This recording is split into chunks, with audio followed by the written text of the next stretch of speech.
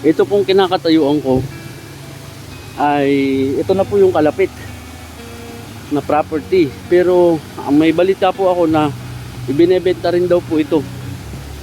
Itong lupang ito.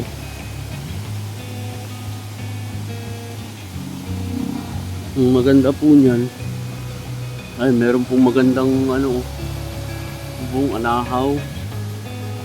Yan po ang lupa. Pero i-verify po namin kung totoo nga pong ibinebenta siya.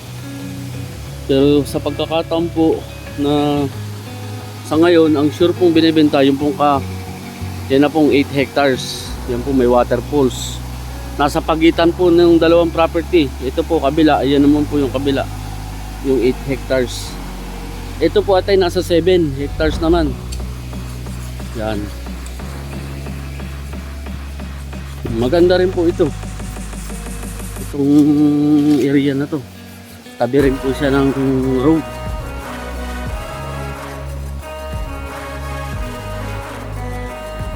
Sagana po dito sa tubig. Maganda ho, may kuryente.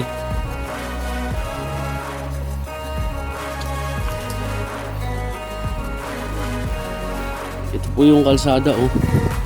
Papunta po doon sa dalawa pang barangay.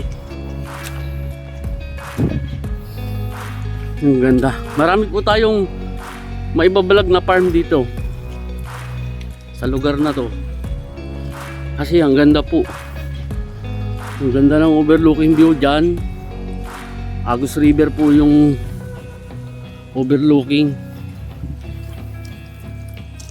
Pero ito po, the best na po itong 8 hectares na 100 pesos ang per square meter. Pero still negotiable yan.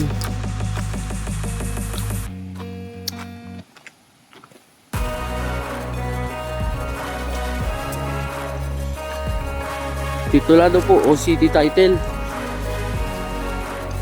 Kami na po mag-aayos para sa inyo ng mga dokumento para mailipat po sa inyo.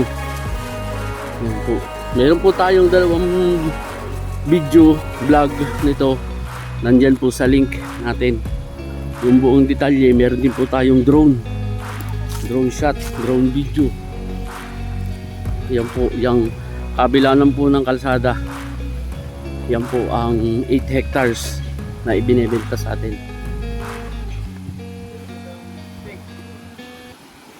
Yan po yung waterfalls. Ang maganda nga po niyan, kung gusto nyo po mapagitnaan nyo yung waterfalls, pwede nyo bilhin parehas. Kung sakali nga po ito, i-verify pa po namin kung ito nga po yung itinuturo din sa akin na ibinebenta. Tapos po, yan, ito po yung napakahabang frontage niya na daanan ng barangay road. Ayan. Salamat po sa inyong pag-subscribe. Marami po tayong ibablog na property dito po sa ating YouTube channel. Marami po kayong maaabangan na i-upload natin.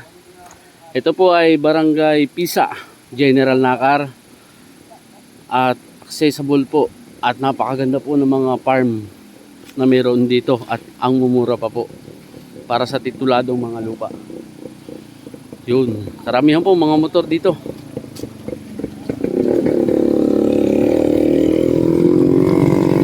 Yan.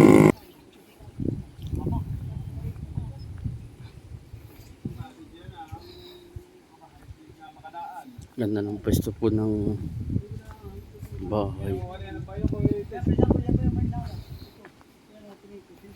Nasa tabi ng kalsada oh. So ayun, may lumalagaslas po na tubig doon. Yan po yung waterfalls. Ito kasama pa to, medyo dadakilid lang to. Pero yung waterfalls nasa borders. Yan po ano, lahat. As dito, malaki pa rin kaya dito. Malaki pa po rin diyan, makukuha. Yung pong kabila ay kasama pa rin. Pero malaki na po yung nandito sa may ang magandang bahagi po. Kasi overlooking view siya na nasa tabi ng kalsada. Tapos meron po siyang ano, itong kuryente. Ayan po. Ang haba po nito. Magmula po doon sa pinagparkingan, nandun po ang pinaka borders kasi nandun po yung waterfalls, yung may tubig. Hanggang dito naman po sa baba. Hanggang dun po sa baba. Kasi meron din pong tubig kami doon na nakita kanina. At yun nga po ang pinakahangganan. Tapos yan po yung nakataas na bahagi na may view. Overlooking view. Sagad po dun sa Agus River. So ganun po kalaki yung 8 hectares. Ganun siya kaganda. Doon po sa mga gusto ng farm, walang problema sa tubig, wala pong problema sa kuryente, may overlooking view, tapos nasa tabi po ng Agus River, titulado po siya. Ayun, eto na po yun. Ang maganda po niyan, mas better po na dahil ganito pa lang po ang ating kalsada, yung medyo mataas na sasakyan po ang kailangan yung madala. Sa tingin ko, kaya naman po yung kotse. Kaya lang po, baka po hirapin doon sa ibang parte na medyo mabato-bato pa. Ayan po. Yung may bahay po na yan, kasama po yan. Mga tagapagbantay doon sa lupa. Wala pong problema naman doon sa mga nakaposisyon na yan. Dahil yan po ay tauhan din nung pong mayari. Ito po, ang lupang ito ay pagmamayari po ng isang tao na mana niya doon sa kanyang magulang. Yung nga pong titulo ay nakapangalan doon sa kanyang nanay. Ay siya po ay nag-iisang anak at wala po siyang anak. Yun ang senaryo. Marami na po siyang mga lupa. Siya po ay nasa 70 na. Kumbaga medyo maedad na rin po talaga. Kaya ibinebenta po itong lupang ito. May mga nabenta na rin po siya doon sa tapat ng Agus River. Ngayon po maganda ng campsite. Wala na siyang inaasikaso sa buhay. Kasi wala nga rin po siyang anak. Nag-iisa pa siyang anak. Ayun. Ngayon yung mga lupa po na namana niya ay mga titulado. Isa po ito. Baka po isa sa inyo sa ating mga viewers, subscriber ang naghahanap ng ating ganito kagandang lupa na ma-access po talaga ng ating sasakyan. Makakarating po tayo dito ng maayos. Basta po may biyahe po na more than mga 30 minutes lang po. Tatingin ko naman. Magmula po doon sa tulay ng General Nakar. Babaybay lang po ng Agus River ito. Yan. Mayroon pong waterfalls dito. Ewan ko lang po kung kaya naming mababa. Ayan po, lumalagaslas. Pero susubukan po para maipakita sa atin dito. Yan, hanggang dito po ang pinaka-boundary, yung river. Ang maganda naman po ay malinis yung tubig. Kasi wala naman po mga kabahayan dyan sa kabundukan na yan. Oh. Wala po. O city po siya.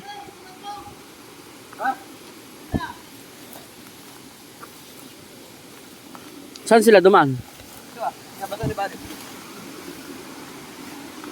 Oh, may waterfalls. Yan.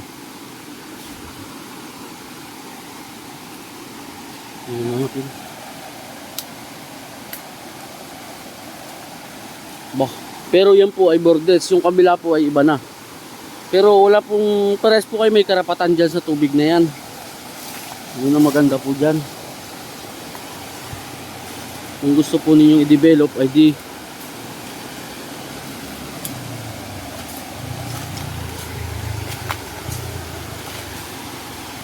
yan po kaganda oh.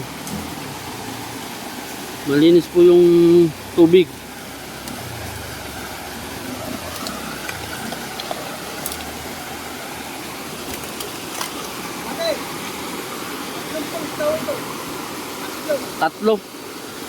Tatlong waterfalls. Ito po ay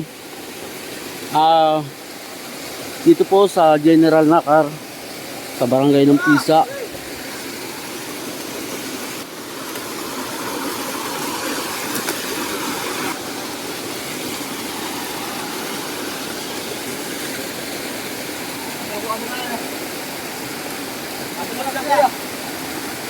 Ay, waterfalls yan.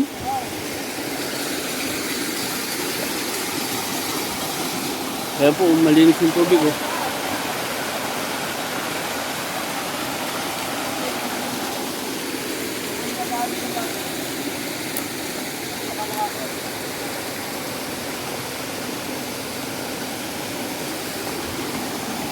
Wow.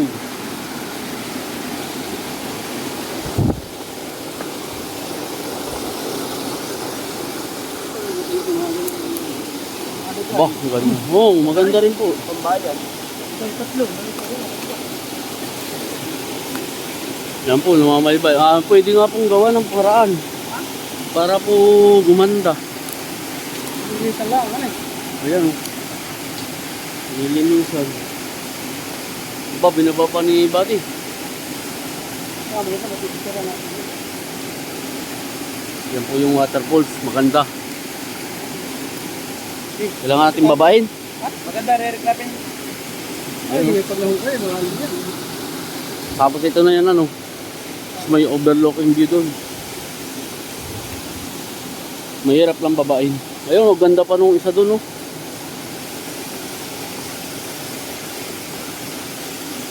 Yun po. Ito pong part na to maganda. Lilinisin lang.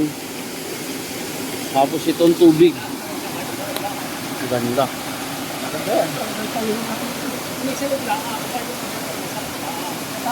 So ito pong video natin ay dalawa.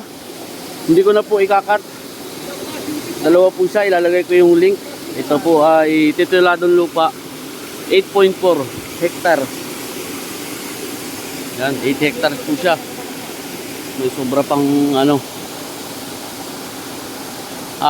Yung pong ilog na yan, bumabaybay. Lahat po ng doon sa left side. Left side po. Tapos sagad po doon sa Agus River.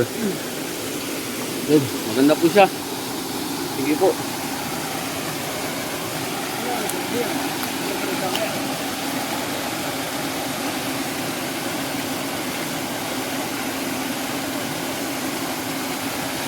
Ano